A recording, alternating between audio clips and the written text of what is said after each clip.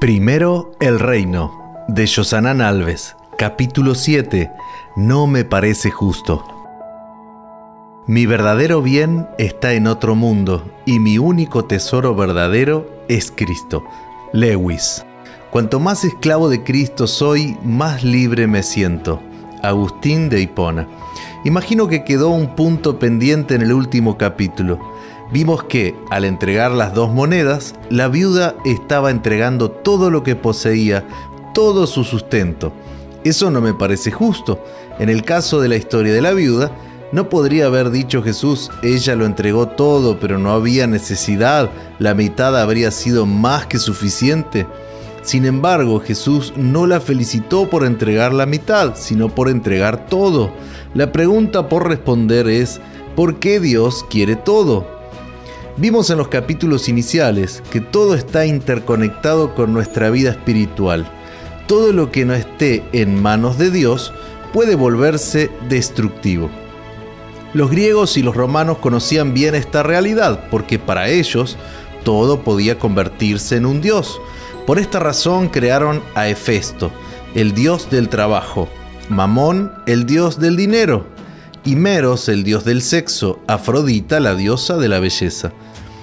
Cuando algo no está completamente en manos de Dios, tiene un gran potencial para convertirse en un dios falso.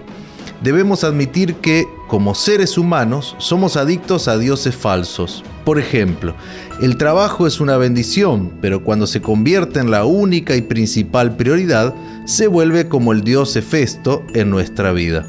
El sexo fue ideado por Dios antes del pecado. Pero cuando no seguimos el estándar establecido por Dios para nuestra sexualidad, se convierte en un dios falso como Himeros. El cristianismo no tiene nada en contra de la belleza, porque Dios es el artista de toda la belleza que existe en el universo.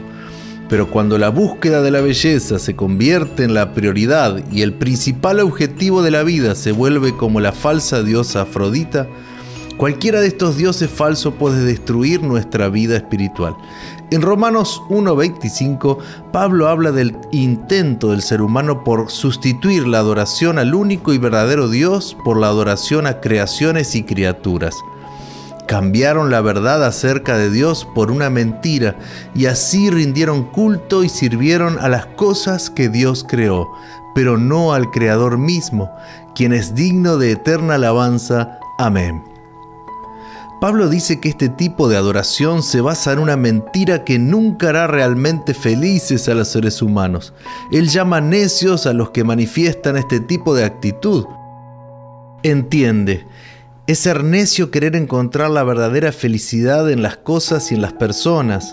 Es ser necio querer la paz al buscar la autosatisfacción y las adicciones, o la verdadera felicidad en los recursos económicos, el poder o el estatus social.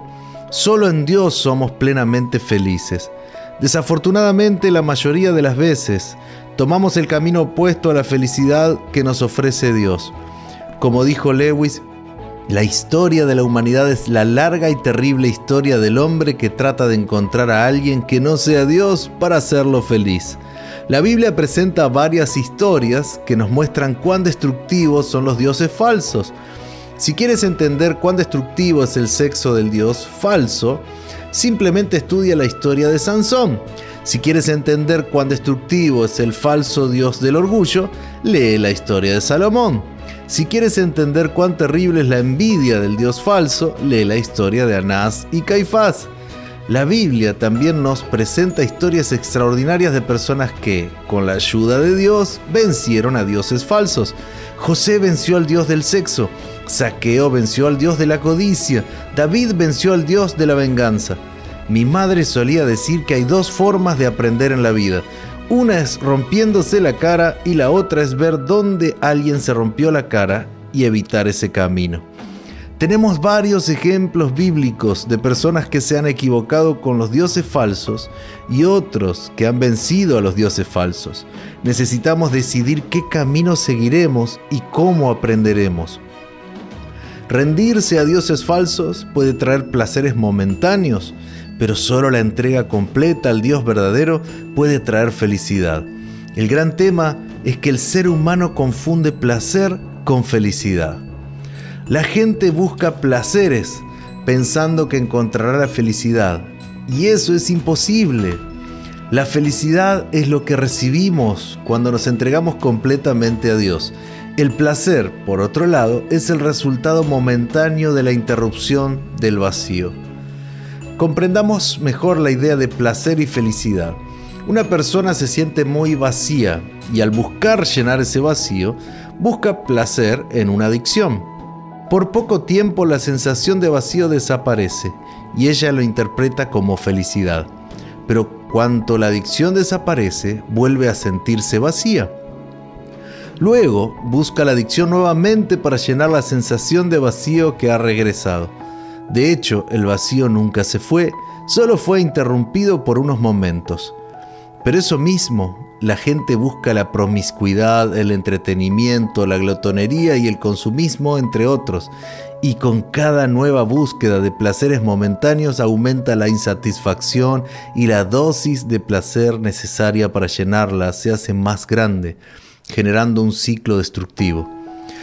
Solo Dios puede llenar completamente este vacío y proporcionar la felicidad y la paz que permanecen, incluso cuando surgen las dificultades. Solo Dios puede ofrecer una paz que sobrepasa todo entendimiento. Un día escuché a un amigo decir que antes de conocer a Cristo le aterrorizaba la salida del sol.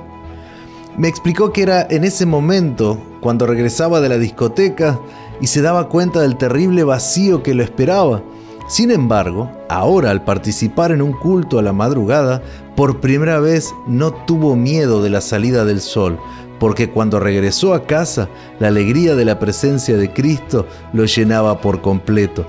Volvamos a la pregunta inicial: ¿por qué Dios quiere todo? La respuesta es porque esa es la única forma posible de que la humanidad sea feliz. Necesitamos entender que Dios no nos pide que entreguemos nada que realmente nos haga felices. Solo pide que demos exactamente lo que está impidiendo nuestra plena felicidad. Reflexiona en esta cita tan extraordinaria del libro El Camino a Cristo. El hombre hace el mayor perjuicio e injusticia a su propia alma cuando piensa y obra de un modo contrario a la voluntad de Dios. Ningún gozo real puede haber en la senda prohibida por el ser que conoce lo que es mejor y planifica para el bien de sus criaturas. La senda de la transgresión es la senda de la miseria y la destrucción. Es un error dar cabida al pensamiento de que Dios se complace en ver sufrir a sus hijos. Todo el cielo está interesado en la felicidad del hombre. Nuestro Padre Celestial no cierra las avenidas del gozo a ninguna de sus criaturas. Los requerimientos divinos nos llaman a reunir todos los placeres que traen consigo sufrimiento y desilusiones, los cuales nos cerrarán la puerta de la felicidad y del cielo. Todo el cielo está interesado en la felicidad del ser humano. ¿Alguna vez te has detenido a pensar en ello? Solo la entrega completa forma un cristiano completo. La mejor manera de eliminar a los dioses falsos es entregarse completamente a Dios en todos los aspectos de la vida. La mejor manera de matar al Dios de la vanidad es vestirse con modestia y no usar adornos. La mejor manera de matar al Dios del egoísmo es compartir generosamente lo que tenemos. Uno de los dioses falsos más destructivos es el Dios de la codicia y la búsqueda desenfrenada del dinero. Por eso Jesús declaró: nadie puede servir a dos amos, pues odiará a uno y amará al otro. Será leal a uno y despreciará al otro. No se puede servir a Dios y estar esclavizado al dinero. Algunas versiones traducen mamón como riqueza, porque eso es lo que representa. El autor Richard Foster dice: sin duda el dinero tiene muchas características de divinidad. Promete seguridad, puede inducir a la culpa, ofrece libertad, da poder y parece omnipresente. Más siniestro que cualquier otra cosa, sin embargo, es el hecho de reclamar omnipotencia. La fidelidad y la generosidad son la mejor manera de matar al Dios de la codicia. Por eso Dios no quiere una parte de nuestros recursos económicos, lo quiere todo.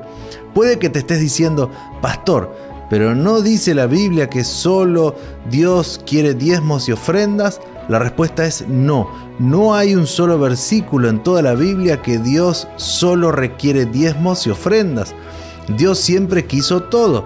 Los diezmos y las ofrendas son solo una forma en que Dios nos enseña que todo le pertenece. Cuando alguien devuelve el 10%, está admitiendo que el 100% le pertenece a Dios y que el 10% es solo un recordatorio de que Él es el dueño de todo.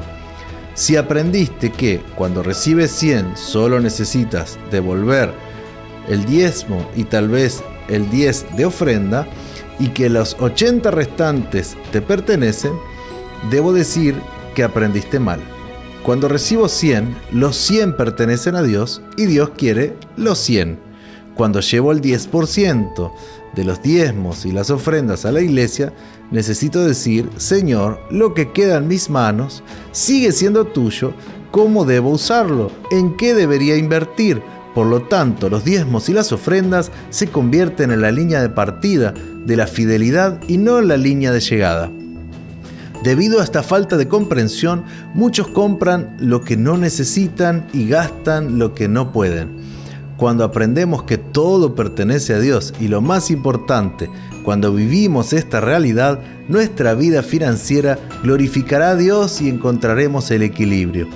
Nuestra relación con los recursos financieros cambia por completo, ya que ya no son mis recursos y se convierten en los recursos que Dios me ha confiado.